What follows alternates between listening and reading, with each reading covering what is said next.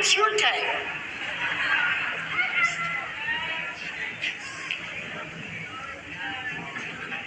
Oh, they're just not my... I don't like the way they're too pushy. They're too this, they're too that. If you've got the mind of Christ, you're never going to meet anybody you never like. Put it in your spirit. You say, how do you know, brother? So, because you're going to have your mind preconditioned.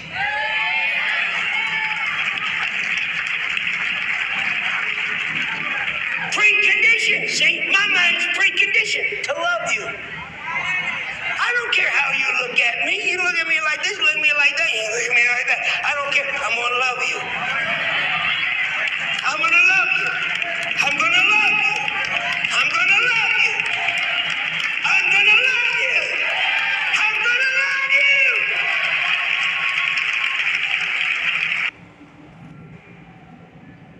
Influence of alcohol. Anong madalas nangyayari?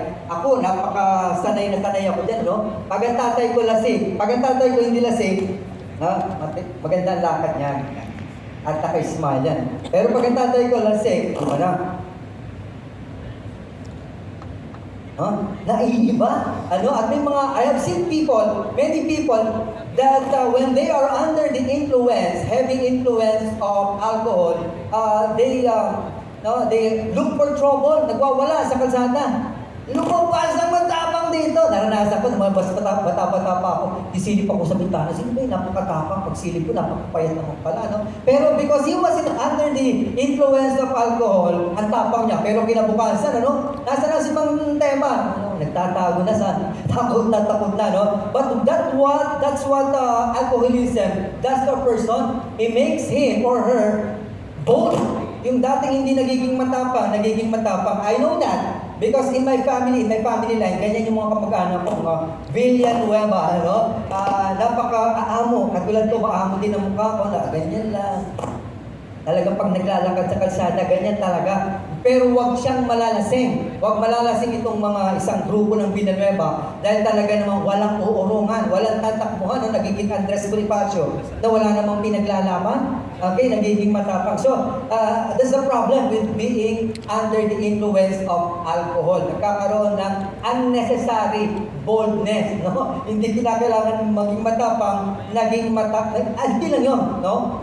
If a person is under the influence of alcohol, he loses his self-control. Nawawala. Di ba? Kaya nga may mga taong lasing, kinabukasan, may dumating na barangay, inaakusahan, ito ginawa nila sing, kero kagabi, nang hipo po, wala akong nalalaman dyan. Biglang walang nalalaman. No? So maaari nga na walang nalalaman, hindi ko naman kasi naranasan na maging lasing Because my father was so drunkard that I detested drinking. Naging ayoko talaga siya because I have seen in him how despicable it is to be, I've seen the worst of being drunken. Yung pinakalalang kalagayan na lahat na masasabi niyo siguro na malala sa isang lasing. I have seen that with my father who was an attorney. Abogado pa naman yun. Okay? Pero yung nagagawa niya, you lost control of yourself. So maraming mga kaso, sabihin nila, hinampas mo siya, hindi ko alam talaga. Natulog ka doon sa inidoro, nakasuksok yung ulo mo, wala akong kamalay-mahalay, Kasi nga, they lost control of themselves. And that is what Paul was trying to tell dito sa mga taga-Efesos. Iwasan ang maging yung mga nagko-control sa atin, things that makes us lose control of ourselves. So sabi ng mga commentaries na nabasa ko, dito naman, the application of this is not limited on wine alone. Pero anything that intoxicates a person, iwasan daw yan. So, kasama na yung mga droga, and then pati kayamanan, kasikatan. Diba? These things intoxicates us Etong mga, yung dating, for example, magsasite ako sa UE kasi galing ako doon. Dati napakabait, opo ng opo yung isang professor, no? Bata pa siya noon, napakabait, napakamaamo, masunurin. Na-promote, tumaas na ng tumaas ng sweldo. Nung nasa magandang pwesto na, iba na yung dating nakaganon na, no? Hindi mo na siya basta nakakausap, hindi mo na siya pwedeng bigyan ng suggestion. Because power intoxicates No? So, ito rin ay isa sa mga sabi nga nila ng mga commentaries, the intoxicating things includes power, money, position. Okay, so iwasan daw maging lamok, maging intoxicated ng mga bagay na nakaka-intoxicate. On the contrary, Paul is encouraging the Ephesian believers or the Christians that instead of being under the influence of alcohol, to be filled with the Spirit, meaning to be influenced by the Spirit. When we say filled by the Spirit is aside from being controlled by the Holy Spirit, being guided by the Holy Spirit, being empowered by the Holy Spirit. Yan po ang sinasabi ng ating mahal na si San Pablo sa mga taga-Efeso. Na instead na mga bagay na tayo ay nalalango, let us be filled, let us be controlled. Magpakalasing tayo sa pamamagitan ng banal na Espiritu Santo. And this is my topic this afternoon because I believe there are many things that dampens our spiritual life. May mga bagay na nagpapahina that weakens our spiritual life. At so we need to be filled by the Holy Spirit kasi so many things are causing us to be weak in our faith, to be weak in our prayer, to be weak in our service to the Lord, to be weak with our belief in the Lord, to be weak in our commitment to the Lord, our service to the Lord, nagiging mahina because of many things in this world. At inatihati ko ang mga bagay na ito, or I have chosen three things that influences believers to be weak in our spiritual life. And we become weak because we are not allowing ourselves to be controlled by the Holy Spirit. So that means this afternoon, what I'm trying to say is that we need the control of the Holy Spirit. We need to submit ourselves to the Holy Spirit, to the controlship of the Holy Spirit. Otherwise, we will fail. We will not be able to do what God wants us to do. So ito pong tatlong bagay na inihanda ko. But before that, let me remind you that every true believer is indwelt by the Holy Spirit. Isang katibayan talaga na ikaw ay born again, that you're a believer, that you're a Christian, that you are a follower of Christ, if you know, you believe, and it is visible that the Holy Spirit is in your life. Okay? Nararamdaman mo, nararanasan mo, you have encountering the Holy Spirit in your daily life. Sabi sa 1 Corinthians 3:16, do you not know that you are the temple of God and that the Spirit of God dwells in you? Again, in 1 Corinthians 6:19, do you not know that your body is a temple of the Holy Spirit who is in you, whom you have received from God? You are not your own. So sa dalawang verses na to na parehong nasa 1 Corinthians, ay sinasabi na ang banal na Espiritu nananahan na sa atin.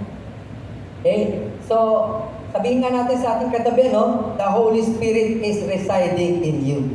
Ayan. Kaya naman, wag niyong pipintasan ano man ang itsura ng inyong katabi, because the Holy Spirit resides, nakatira siya, ang Holy Spirit, as far as the Bible is concerned, ayan, nakatira ang Holy Spirit sa bawat isa sa atin. Siya tayo ang templo, That's why we believe the Lord is not, cannot be found solely in church buildings, but in each member of the church. Each one of us is a part of the church of God, and each one of us is being indwelt by the Holy Spirit. At sabi pa rito na tinanggap natin ito mula sa Diyos. Hindi ito ayon sa sarili lamang natin. So that means the indwelling of the Holy Spirit is God's grace and goodness to each one of us. Hindi natin pinili ito, hindi natin ito pinilit. At wala tayong magagawa so that the Holy Spirit will dwell in us. It was the Lord Jesus Christ who promised that I will send you a comforter. And true enough, the Holy Spirit came in the book of Acts. At since then, bawat isang sumasampalataya, sumasampa sa Panginoong Yesus, nagsusuko ng buhay, nagsisisi sa kanyang mga kasalanan, the Holy Spirit comes down to him or to her and becomes the Holy Spirit temple, the Holy Spirit's temple. At sabi sa Ephesians 1:13, in whom you also trusted after you heard the word of truth, the gospel of your salvation, in whom also, having believed, you were sealed with the Holy Spirit of promise. Okay, the presence of the Holy Spirit is not just presence of the Holy Spirit. Tandaan po natin, the presence of the Holy Spirit in each one of us is a seal. Selyo ito ng Diyos sa atin. Okay? Tatak natin ito. Na pag nakita ng Diablo, hindi niya tayo pwedeng pakialaman. No? Kaya katulad ng pinag-uusapan namin kanina, nila Brother Eric din sa loob, ang anak ng Diyos, hindi pwedeng pakialaman ng demonyo yan. Paglupasan man ng demonyo sa'yo, wala siyang magagawa sa atin. Because upon His seeing us, nakita niya na the Holy Spirit in us, He has no power. What power does the enemy has against us? To tell lies to us. Magsasabi lang siya ng kasinungalingan. And then, when you believe the lies of the enemy, that's the time na magkakaroon siya ng foothold sa atin or mai-influensya niya tayo. Pero wala pa rin siyang karapatan na alisin o paalisin ang Holy Spirit na nagbabantay sa bawat isa sa atin. It is our seal. Selyo. Alam kayo selyo, yung mga baka, if you are familiar with the cattle industry, those cows in sabihin natin, a cattle farm, they have seals, yung naselyuhan yung mga yan. Ang selyo nga nila, it's from a metal, pinormang metal, bawa letter M, pinormang ganon, tapos nilagay yan sa bagay. Tapos ilalagay sa baka, hindi ko lang kung saan parte. Pero seal yan ang pagmamayari.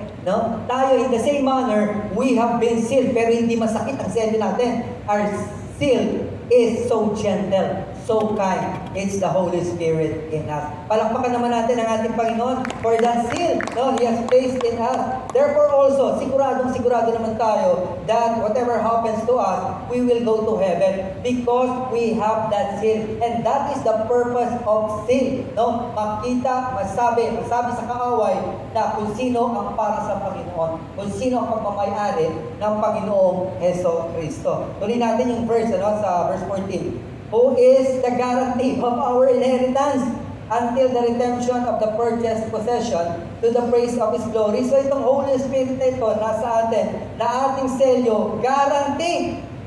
Guarantee ng mamanahin natin sa langit. Ano yung mamanahin natin ulit sa langit? Napag-aralan na natin ito in the past through Pastor June, yung tayo ay pupunta dun sa mansions ng Panginoon. It was the Lord Jesus Christ who told the disciples about this. Pupunta sa langit ang kanyang mga mananampalataya. Okay? And then, guaranteed also, when we get into the heaven and after the millennium na tinatawag natin, yung 1,000 years reign of the Lord Jesus Christ, and pupunta na tayo sa piling ng Panginoon talaga, although kasama naman talaga natin ating Panginoon, ay tayo po ay babasahan ng ating mga reward according to our performances here on earth. So ang Holy Spirit is our guarantee for that. Pupunta tayo sa langit and we will have our crowns of glory, rewards from the Lord. And to be filled with the Holy Spirit is being encouraged by Paul. Si Pablo ay maraming beses niya sinabi na be filled with the Holy Spirit. And this kind of being controlled by the Holy Spirit, sabi ko nga kanina, ay yung tayo ay makokontrol ng Holy Spirit. Magpapasakit tayo because if you don't submit yourself to the leading, to the instruction of the Holy Spirit, ay hindi ka naman makakasunod. You will not be controlled by the Holy Spirit. So may factor talaga mahalaga na we submit ourselves and then obey whatever the Holy Spirit is telling us through His Word. Kung ano mga sinasabi sa salita ng Panginoon. At nung itong sinasabi ni Pablo na being controlled by the Holy Spirit is to be living in a manner worthy of God's calling. No? Upang matawag tayo na karapat-dapat na mga anak, no? Kabilang sa bayan ng Diyos. Hindi yung magsasabi tayo na I'm born again, no? Nagpakilala ka, I'm a born again Christian, pero ayun, katulad na sinasabi ni Pastor kanina, natuwa lang, napamura pa. No? Imbis na katulad na sinasabi natin, hallelujah, nakapagsasalita ng hindi magaganda. No, that should not be the case. As believers, we should be exhibiting characteristics, life practices that are worth to be called being Christians. No? Yung mga bagay na pag nakita nila sa atin, ay, Kristiyano nga talaga ito. Hindi yung tipong kapag sinabing Christian yan. Ganun ba? Yan nga ba sinasabi ko, no? Meron akong mga karanasan na ganyan na nung sinagpakilala ako ng Kristiyano ko, na dahil akala ko, gusto ko sana mag-share mayaman, no? Mura ang narinig ko, no? Dinura niya isang Kristiyano dahil siya ay naging bad testimony. And why is it that believers, no, they fail to show the right characters that we should be displaying in our life? It's because the Holy Spirit is being weakened. No, we are not allowing the Holy Spirit to fill us, to control us. Nandun po talaga ang sikreto, mga kapatid, wala sa atin. No matter how many times we promise that we will change, we will not change. Kaya nga may mga taong, no, for so many times they have made a resolution. Pagdating ng January 31, may susulat sa pader, may sumulat sa bato, may sumulat sa papel, sinunog, this is my New Year's resolution. From now on, hindi na ako iinom. From now on, hindi na ako magsisigarilyo. From now on, hindi na ako tataya sa mga ganito. And yet, pagkalipas ng isang buwan, they go back to their old way. Why? It's because our flesh are very weak. Now, I'm going ahead, may topic. Pero ganun yun, we really need the help of the Holy Spirit in our lives. So, ang nais ni Pablo is for us to display, to show, to exhibit, to be visible in our lives, the manner worthy of God's calling. Na kapag sinabing Christian yan, ay kaya pala ganoon. Ito, magbibita po ako ng konti sa inyo, hindi ako magmamalaki. Pero natuwa ako, because I'm far from being perfect even right now. Marami pang babaguhin ng ating Panginoon. But when I was in UE, bagamat may kapalpakan pa rin ako, marami akong kapalpakan nagtuturo ko. Pag ako nagaling sa estudyante, sinisigawan ko talaga, Malakas po talaga akong sumigaw, Minsan nasa hallway, wala akong pakialam, naninigaw ako ng estudyante. Okay. Pero pagkatapos ng kakausapin ko sila, ang pagsigaw ko naman, pagsaway, hoy, tumigil kayo dyan! Dahil ganito, nagkaklase. Mga ganyan. Hindi ako nangingimi na magsalita. Pero, kahit medyo ako madalas, nag-aalangan na mag-share ng faith ko, Pero one time, may lumapit sa akin, nalaman, born again pala kayo. Kaya pala, ganun pala kayo, yung hindi pala away, sabi nila. Kasi alam mo sa mga faculty, mahilig na mga away-away yung mga yan When I was, dapat sayang pala, hindi ko muna binanggit anong university. Hindi tuloy ako makapakwento, pero may kwento ko sana sa inyo kung gaano kalakas ang politika sa mga universities, between the faculties, napakalakas. And if you are not a Christian, masasama ka talaga sila sa kanila, kahit na walang kasalanan yung kanilang grupo, if you belong to one group, gagawa ka rin ng hindi maganda. The same din sa kanilang grupo, dahil ka-rival nila kayo, gagawa sila ng hindi maganda para dito sa kabilang grupo. But praise God, yung mga ganung bagay, iiwasan ko yung pamumulitika, being used. Kasi may ganun pagpaguhan ka, gagamitin ka na. They will try to use you, will manipulate you, against other groups or against other people. Pero ako hindi po ako nagpagamit sa kanila. Kahit ang kumakausap sa akin, malaking tao, halimbawa, hindi ako nagpapa-intimidate,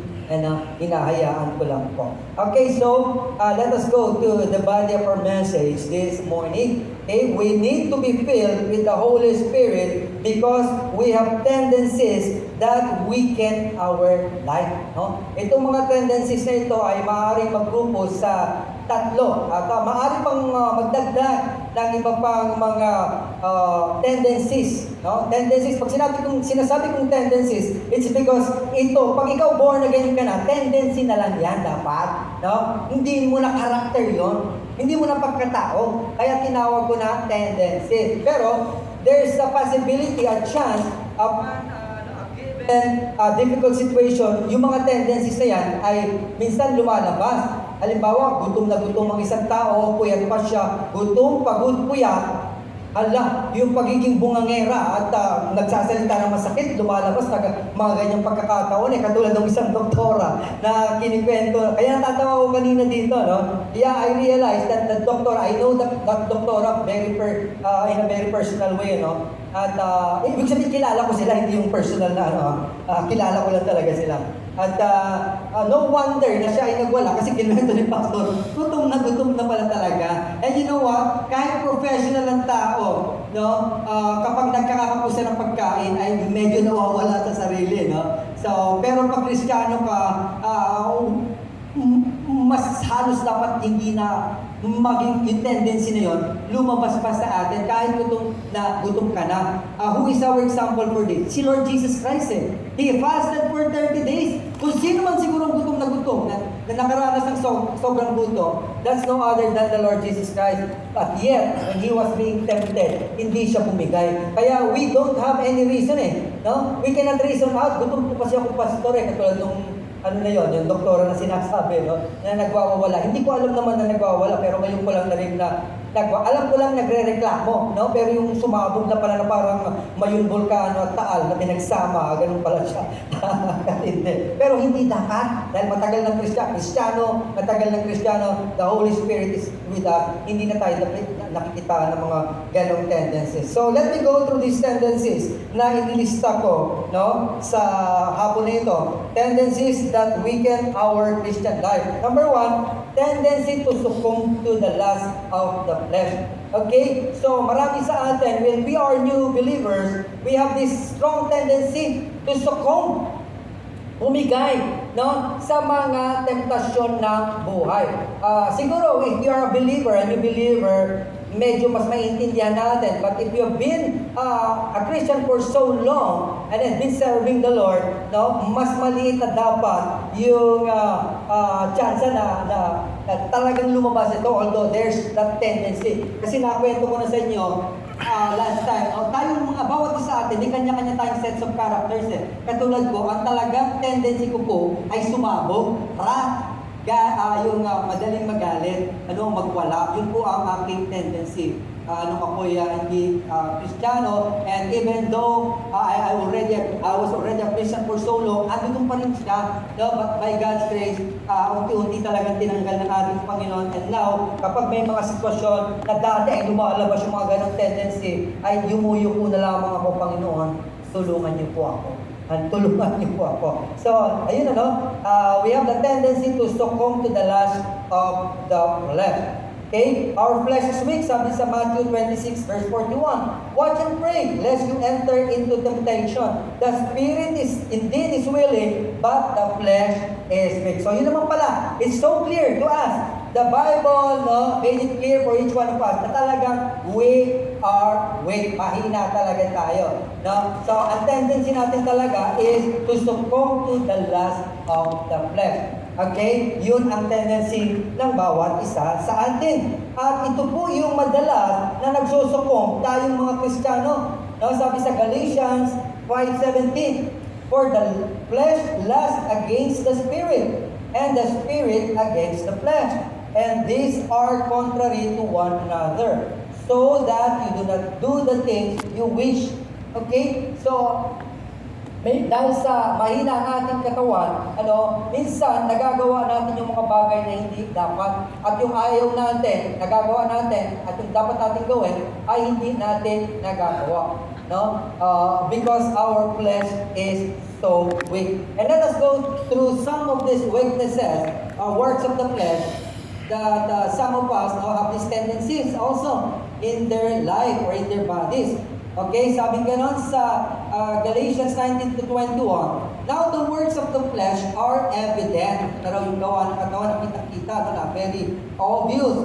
Adultery, no? Yung daw, alam na natin ang case ng adultery. If one person is married and then he partners sexually with another individual who is not married, they are committing adultery. Ano? And this is one of the commandments in the Ten Commandments, no, na sinabi ng Panginoon, thou shalt not commit adultery. And kahit na kayo po ay naging Christian na, may chance po na yan ay gustong lumabas. Many times in the past, naramdaman ko talaga, may asawa na ako, Kristiyano ako, gusto ko talagang lumabas yung mga ganyan. But I'm really thankful to the Lord. Although I am weak, but God is still my strength. Siya lang ang aking kalakasan. Kung ako lang siguro, bibigay talaga ako sa maraming pagkakataon. My wife knows that, sayang wala siya dito. Pag nandito yun, tatago-tago lang yan. I experienced, one of my experiences na nasaksihan niya, when I was in the graduate school, mga mas bata sa akin ng 10 years na nagpapadala ng mga message, ganun na minsan magbibiro na, alis tayo, magdadala tayo na, let's bring, COVID-19 para may lakas ka. Yung mga ganun klase ng biro na kung hindi ka lang talaga sumasampalataya sa Panginoon, malamang, sige na, halika na, umalis na tayo. Ganun lang mangyayari. But what I'm telling is that as long as we are living, many of us are having this kind of tendency, adultery. Some, they have the tendency to fornicate. When we say fornicate, it's a sexual relationship between unmarried people. So that is, kaya may mga kabataan tayo, they go into relationship, sexual relationship na hindi naman sila mag-asawa. Okay? But dapat wala. Dapat wala na yung mga bagay na yan. And then also yung lewdness, kalaswaan, idolatry, sorcery, okay? Hatred, masyado kasing mahaba ito at it's already 3:26 kaya babasahin ko na lang, sabihin ko na lang yung mga lust of the flesh natin. Yung uncleanness, lewdness, idolatry, sorcery. Pag sinabi natin idolatry, tandaan natin, this is about, there is something or somebody na masigit pa sa puso mo kaysa Panginoon. You are prioritizing that person or thing other than God. Okay? Yung Panginoon natin. And then also yung sorcery, paniniwala sa mga black magic, swerte, these are part of the lust of the flesh na parang automatic na sa tao na mahilig sa swerte. Diba? Okay, sino ba yung nagbanggit kayo na lang sabi na swerte, nung araw ata yun. Okay? And then, dito pa yung mga lust of the bahagi ng words of the flesh natin. Yung contentions, pag-aaway-awayan, hatred or galit. Okay? Jealousies, yung selosan. Okay? Maging sa magkakaibigan. Akala niyo ba ang selosan lang sa May mga taong they are jealous when their friends are being close to other people. That's works of the flesh. Kapag ganun ang nangyayari, sabihan nyo ang inyong kaibigan, hindi pwede na nagseselos ka. You have to trust me. And also, outbursts of wrath, yung nagagalit na lang, matinding galit. May alam ba kayong mga taong ganyan? But sometimes there are people who are yung bipolar, yung sobrang ang saya, one moment, at pag-swing ng mundo, galit-galit naman, may mga ganun cases, pero mag-ingat tayo na huwag natin silang agad ililabel na may outburst of wrath. But if you know somebody who have this words of the flesh, basta madaling magalit o matinding magalit, galit na galit kapag nagagalit, remind them that the Lord Jesus can deliver them. Okay, yung mga selfish ambition, yung mga makasarili, pag-division, dissension, heresies, yung mga katuruan ng mga mali-mali. Ito rin yung mga katuruan, words of the flesh pa rin. Okay? Magbibigay ako ng halimbawa ng heresy. So, halimbawa, yun nga, pagdating sa fornication, paano magiging heresy ang kautusan ng fornication. Okay, pwedeng halimbawa, nag-fornicate ang dalawang individuals and then pagkatapos noon, ang kakatwiran niya, we already made a commitment to the Lord. Mali po yung ganyan. So, it's standing on the bounds or probably it's already heresy na talaga, maling katuruan ang ganoong mga bagay. Kasi para lang mapagbigyan ang lust of the flesh or yung works of the flesh. Yung inggit, envy, yan ano po? Pagpatay, envy, isip yan, di ba? Murder, sa isip yan pwedeng murder tayo, sabi ng ating Panginoon sa Kristo.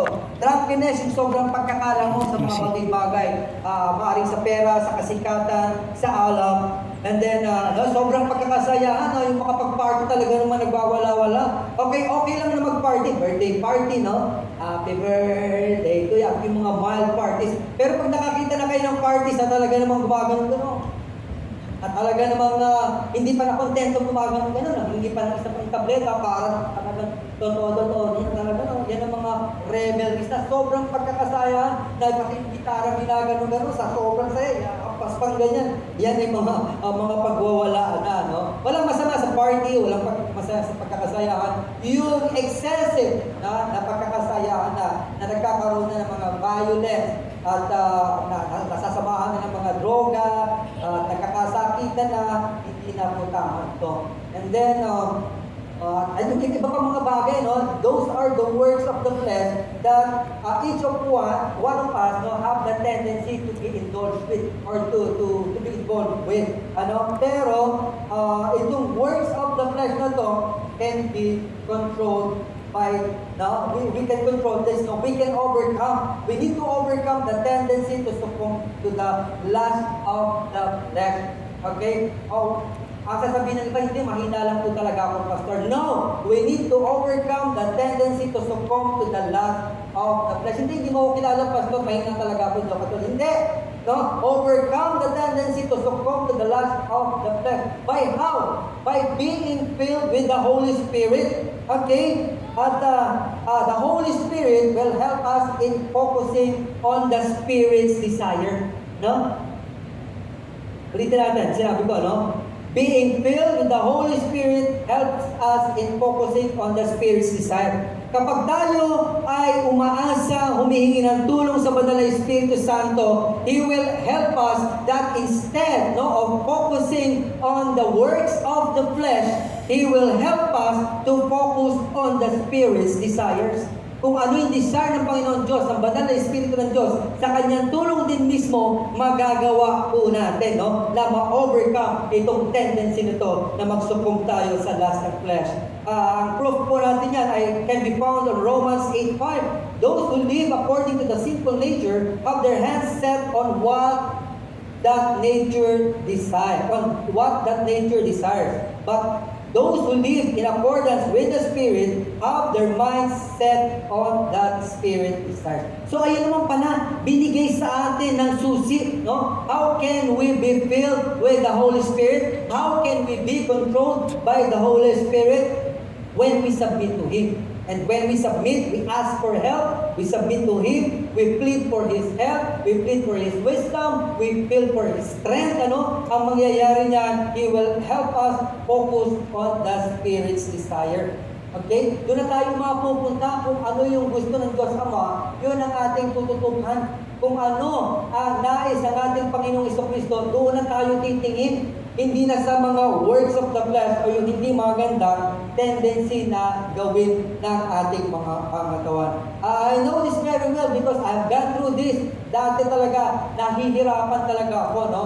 To battle, no? To overcome. But because I was not truly and fully submitting to the Holy Spirit, I was not truly, no? Allowing the Holy Spirit to work in my heart and in my life. Paano ba mangyayari that the Holy Spirit will be fully working in my life, in our life? Lagi po tayo makikipag-usap. Since sabi naman dito, our flesh is weak, sinabi sa binasa natin kanina, we might as well just keep on communicating with the Holy Spirit through primarily prayer. Manalangin ka na lang ng manalangin so that you will not fulfill the works of the flesh. And also by singing. No, kanta-kanta palagi, no? To our God, I shall do valiantly, for it is you who treads down my enemy. Ako, ginagawa ko po yan, pag may mga pagsubok, may problema, may temptation, no? Through our God, no? I will be victorious. I'm claiming the word of God, no? The words of God. So yun po ang gagawin natin. prayerfully reciting verses from the Bible that gives us victory. Amen? That's one way of being filled and being controlled by the Holy Spirit. Nagpapasabit tayo and we are claiming the promises of God in our life. No? Pero kung halimbawa, ando dun yung temptation sa kabilang pintuan, pumunta sa kabilang pintuan na imbis na mananalangin ka, nanood ka lamang ng TV, no, or you just slept, no, yung temptation na yan, lilipat lang yan, susundan ka niya, okay? O yung mga bad tendencies na maaaring tinitest ka rito sa kabilang side, pag wala kang ginawa na connection sa ating Panginoon, you do not ask the Holy Spirit to help you, you do not you pray, you do not recite verses, you do not submit your thought to the Lord, at lalo ka pang nagpakasasa sa mga bagay-bagay na makamundo, all the more na makagawa ka ng mali. But for as long as you are asking and depending yourself on the Holy Spirit, tutulungan tayo at tutulungan ng banal na Espiritu Santo. Ulitin ko po yung verse na yan, Those who live according to the sinful nature have their minds set on what that nature desires, but those who live according with the Spirit have their minds set on what the Spirit desires. No? So, ang susi talaga ay nakatutok tayo sa banal. Ang ating utak primarily nakatutok sa paghingi ng tulong sa banal na Espiritu Santo. Another tendency na meron tayong mga Kristiyano or lahat ng Kristiyano is the tendency to apply earthly wisdom. Earthly wisdom. What are these earthly wisdom? Meron po tayong may enumerate ng mga earthly wisdom sa James 3:14-16. But if you have bitter envy and self-seeking in your heart, do not boast and lie against the truth. The wisdom that does not descend from above, but is earthly, sensual, demonic. For where envy and self-seeking exist, confusion and every evil thing there are. At sabi pagdating sa verse 17, hindi ko pala nailagay po rin. Ayun, nakalagay pala dito. So mamaya na. So, ang tendency nating mga tao is for to apply, gamitin kung ano yung prevailing wisdom we have in this world. At the moment we come out of this building, dito lang sa chapter na ito, you will see the wisdom of the world. You will experience immediately the wisdom of the world dyan sa labas na yan. And sa kung saan man tayo pupunta, makikita natin yan. Because it's what's prevailing in this world. Yan na ang nangungunay, ang wisdom ng kamundong ito. Ano sabi dito? Ano ang kanyang description ni Pablo sa earthly wisdom? Envy and self-seeking, confusion and every evil thing there are. Okay? So, kung hindi tayo, kung lagi lamang tayo aasa sa ating mga sarili, these are the things na naiiral sa ating mga sarili, self-seeking at inggit lamang ang pairalin natin. Magbigay tayo ng halimbawa sa pagsakay natin ng jeep minsan. Okay? Ang tarifa natin is 13 pesos sa first 4 kilometers. But ako, kahit na may sakyan ako, may scooter ako, sumasakay-sakay din ako ng jeep. And I have experience, katulad na halimbawa, dito sa may Divisoria, sa kanto ng Dagupan, ng Recto, pagdating sa may Paho, which is about 4 kilometers lang, ang singil po nila is 15 pesos, which supposed to be is only 13 pesos. Bakit nagkakaganito? Because some people, they are, they seek for what is good for themselves. Nagiging madamot sila, nagiging saking sila, hindi sila nagiging tapat sa kanilang mga pinaggagawa. So many other examples that I could cite, na kapag pag sarili lamang natin talaga, ang gusto nating makinabang ay ang ginagamit natin ay ang tinatawag na earthly wisdom, because this is self-seeking. Okay, at bukod sa self-seeking is envious.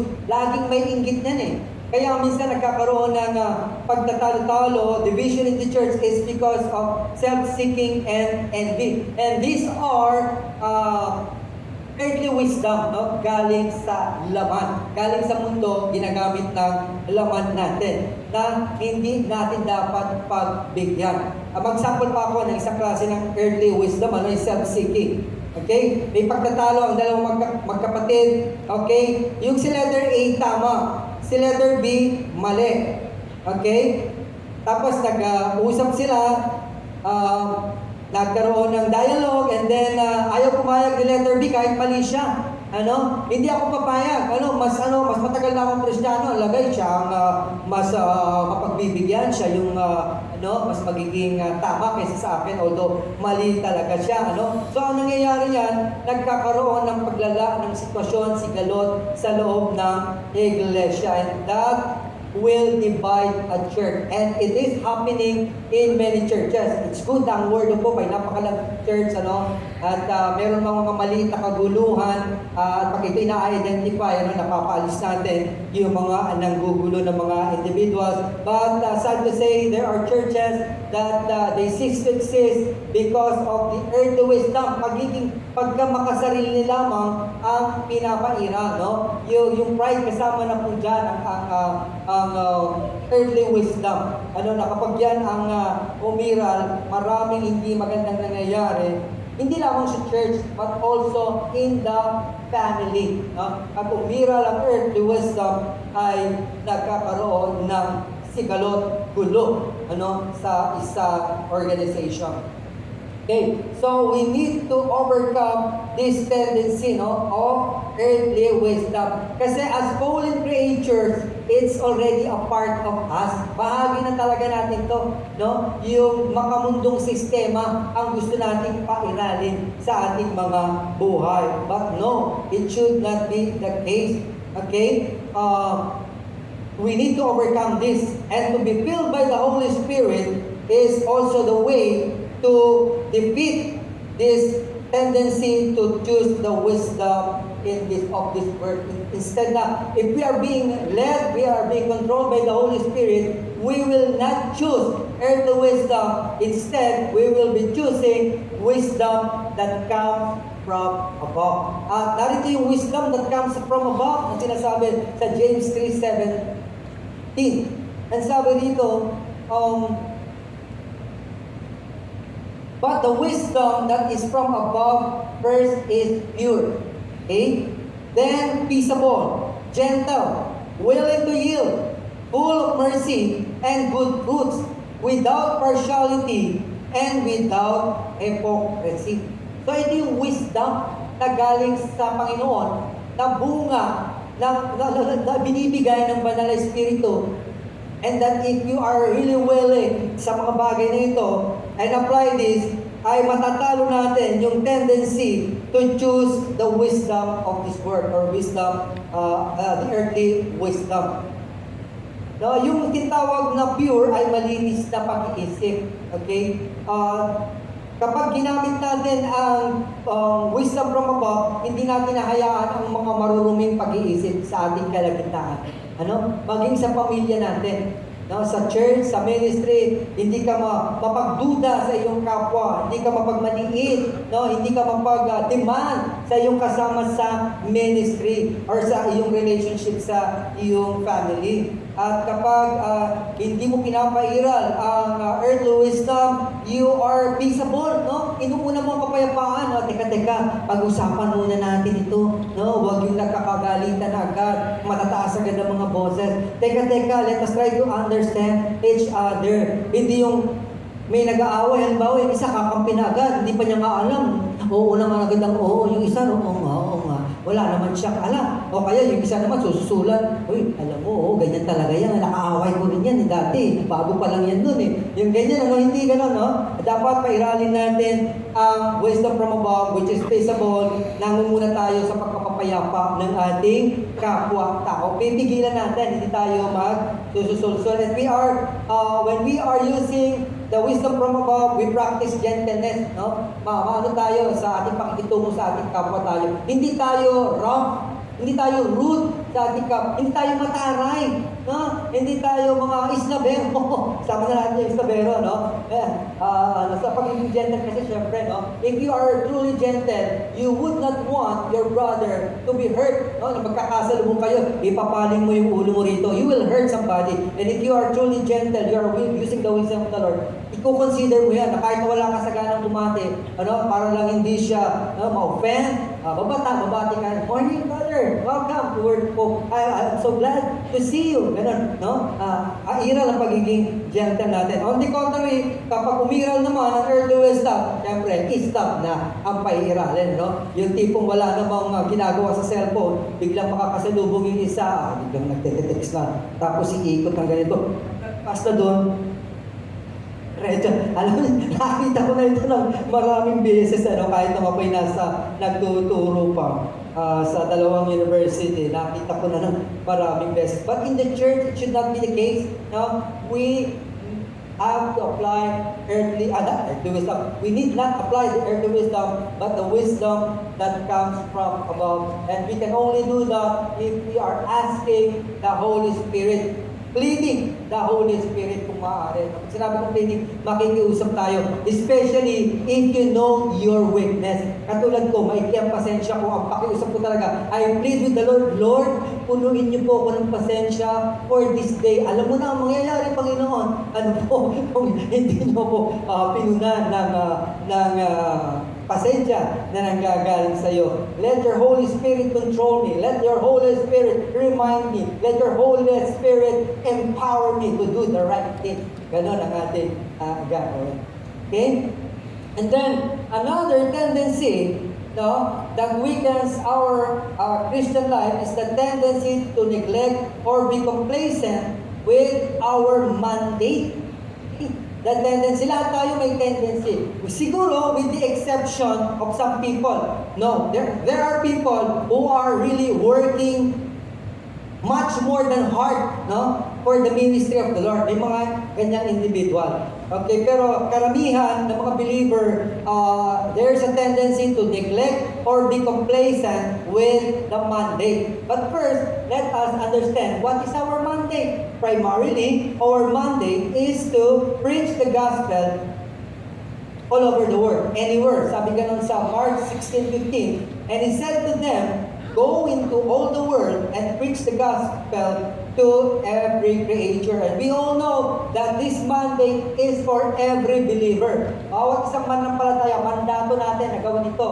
Ipangaral daw natin ang salita ng Diyos.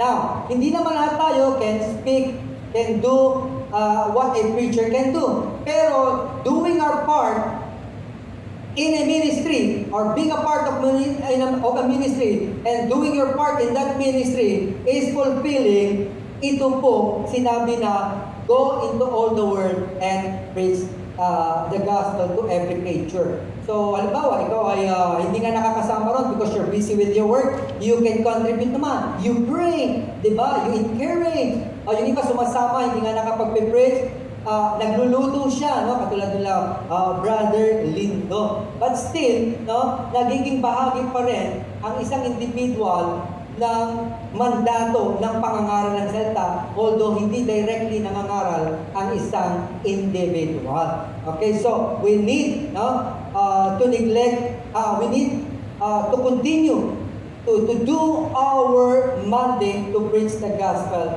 no, and not to neglect.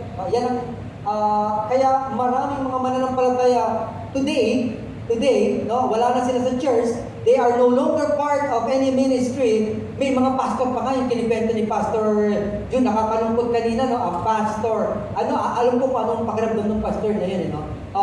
Pero he's no longer in the ministry, and many other Christians in the Philippines and even in the United States of America because they neglected, no? Or somehow, naging complacent po sila sa ministry ng Panginoon. Pag sinabi natin they neglected, talagang tinalikuran, pinabayaan, hindi na ginawa ang pangangaral ng salita ng Diyos at ang pagpa-participate sa mga gawain katulad ng mga outreaches or yung pag-participate sa church. Because part of the preaching of the Word to the different parts of the world is itong ating Sunday service. Pero yung iba, they neglected it. Nagsara na sila, pinalimutan na nila umattend ng Sunday service, or yung mga pastor tumalikod na, katulad sa America, instead of on a Sunday morning, they are preaching the Word of God, leading the people to worship. They are in the golf course, playing golf. Some of them are in the beaches, cooking barbecues, grilling burgers, at kung ano pang kanilang pinagagawa. They neglected. And all of us have the tendency, given the chance na maipit, given the opportunity na maipit tayo sa sitwasyon na naipit nila, we might also choose yung kanilang pinili na pag-neglect sa gawain ng Panginoon. But we should not, we should not allow it. At yung iba naman, they have become complacent. Naging tamad-tamaran sa gawain ng Panginoon, and eventually, nawala. Ganito yan, nagsisimula yan kasi ng una, na ang taas ng level ng paglilingkod kay God, pagmamahal kay God, nabawasan ng konti, and if you do not check that, slowly, it will go down until such time na nawala na talaga ang pagmamahal sa Panginoon, nawala na yung mandato ng Panginoon to preach the gospel. Dating active sa isang ministry, kahit sa greeters man lamang, ay nawawala na rin. But we should not allow that in our lives, because we have the Holy Spirit. We have the Holy Spirit to help us to stop this tendency to neglect or be complacent with our mandate. Holy Spirit ang tutulong sa atin sa bagay na yan. Sabi sa 2 Timothy 4:2, preach the word, be ready in season and out of season, convince, rebuke, exhort with all long-suffering and teaching. So, sinasabi lamang ni Pablo dito sa 2 Timothy that we should not stop preaching the word or being part of the ministry. May panahon man, napapanahon man, o marami man ngayon na nababalita active ang mga Kristiyano, or hindi, katulad ng panahon ng pandemya, the churches closed, but Word of Hope remained open and continuing, doing ministries, although walang services dito but we continued, ang mga pastors ng Word of Hope, we continued, upon the leading of our senior pastors, nagpatuloy po tayo. Kahit ako noon, I was ready to be arrested, and I was thinking talaga, yes, I will allow myself to be arrested. Kasi pag nahuli ka kasi noong time na yun, is an opportunity to be on the camera. Kaya sabi ko, pagkakataon ito, bobo-jacking ko itong mga ito. Sabi ko, this is the work of the enemy. The enemy wants the churches to be stopped. Talagang sasabihin, naka-ready ko talaga ako. Hindi ako pinayagan ni Lord. Hindi ako nahuli. Yung panahon na bawal pa. Hindi kami nahuli. But I was waiting na mahuli ko talaga ako. Ayaw ko lang yung ako na magpusay, I'm a preacher, nag-preach ako doon sa may tao. Hindi ko ginawa. But, nakakatuwa na by the help of the Holy Spirit, we continued preaching anytime. At totoo po yun, noong panahon na kasagsagan ng COVID pandemic, kahit umuulan, I was going through the mga depressed areas sa may Pao. Alam niyo po, ang mga bahay doon, ang pagitan, ganito lang eh. Yung kalsada na tinatawag nila alley, at kaya pag dumaan ako habang umuulan, gaganong-ganong ka pa sa mga tayo, excuse me po, kumusta po yung COVID dito sa lugar? Yung iba natatawa lang, natatawa lang sila, wala po, pastor. So, pero ang nakakatuwa, yung mga pastors natin sa Word of Hope, we experience the reality of this verse, 2 Timothy 4:2, preaching the Word, we are ready, hindi man yung panahon para mangaral, but we continue preaching the Word of God, spreading the message of salvation to our kababayan, especially in my case, doon po sa may Pao. And then sabi po, without the Holy Spirit talaga, it would have not been possible sa amin. Lalo na ako, medyo nervyoso ako. Kaya yung tapang ko nun, galing sa Holy Spirit, na magpahuli. Okay. Pero kung ako lang nervyoso, by nature, nervyoso po talaga ako. But we can overcome the tendency to be complacent or neglectful of our mandate. And it is by being filled with the Holy Spirit, because the Holy Spirit will empower a believer to preach the gospel. Or the Holy Spirit is the one who empowers the believer to preach the gospel. Sa Acts 1:8 ang sabi, "But you shall receive power when the Holy Spirit has come upon you, and you shall be witnesses to me in Jerusalem and in all Judea, Samaria, and to the ends of the earth." At sabi ganon, if we are filled by the Holy Spirit, we are the Lord.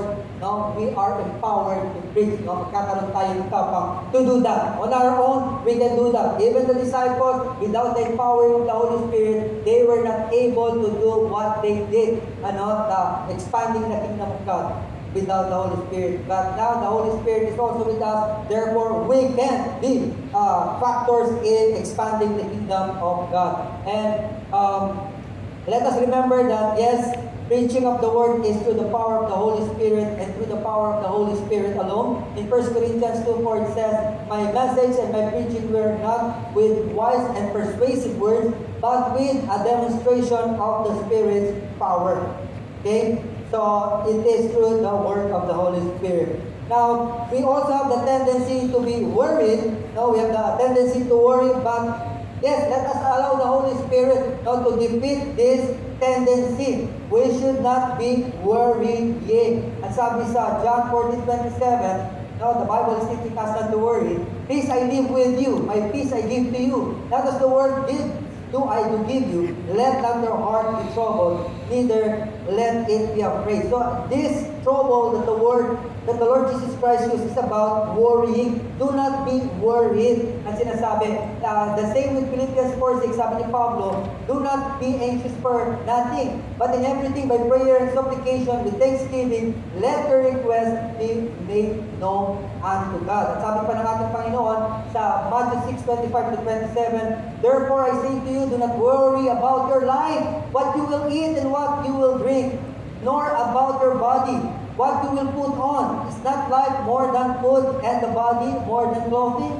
Look at the birds of the air, for they neither sow nor reap nor gather into barns, yet your heavenly Father feeds them. Are you not more value than they? Which of you by worrying can add more cubit to this stature?" So, it is very clear to us, through Pablo, Jesus, that we should not be worrying, and let us overcome worrying by being filled by the Holy Spirit. Let the Holy Spirit help us in conquering worrying. Sasabi sa 2 Timothy 1:7, "For God has not given us the spirit of fear, but of power and love and of sound mind." Kaya mga kapatid, when worrying sets in, remember, God did not give us the spirit of fear or worrying. Ano yung nilagay sa atin ng ating Panginoon? We know that the Holy Spirit is already with us. At ano ang description dito ng Holy Spirit? It is the spirit of power and love and of sound mind. Amen,